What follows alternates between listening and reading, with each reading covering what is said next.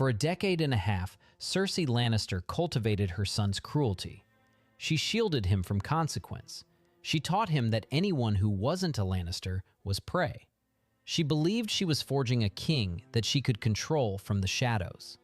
But in Season 2, Cersei walks into the Great Hall and experiences a terrifying psychological rupture. She realizes the remote control is broken. The weapon she built has achieved sentience.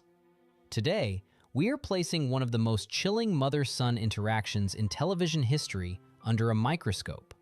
We are abandoning standard reviews to conduct a clinical behavioral profile of Joffrey Baratheon. We will explore a legal concept called lèse-majesté, unpack a devastating psychological trigger known as narcissistic mortification, and reveal the tragic real-world fallout that forced the actor behind this monster to vanish from Hollywood entirely. Let's step into the throne room and observe the exact minute the Queen Mother became just another hostage. To measure the atmospheric pressure in this room, you have to look at who isn't here. King Robert is dead.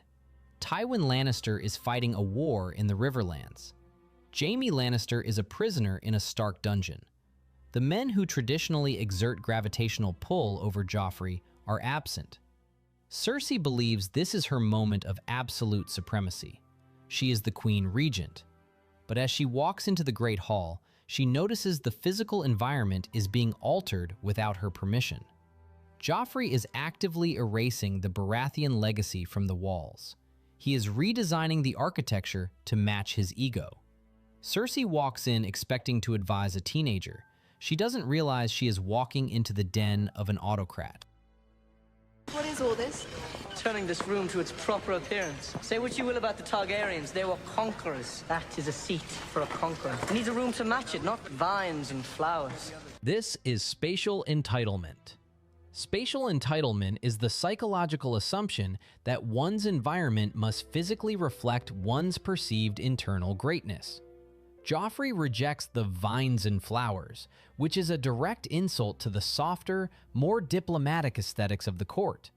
He aligns himself with the Targaryens, the dynasty his father, Robert, destroyed. Joffrey is engaging in spatial entitlement. He hasn't conquered anything, yet he demands the visual aesthetic of a warlord.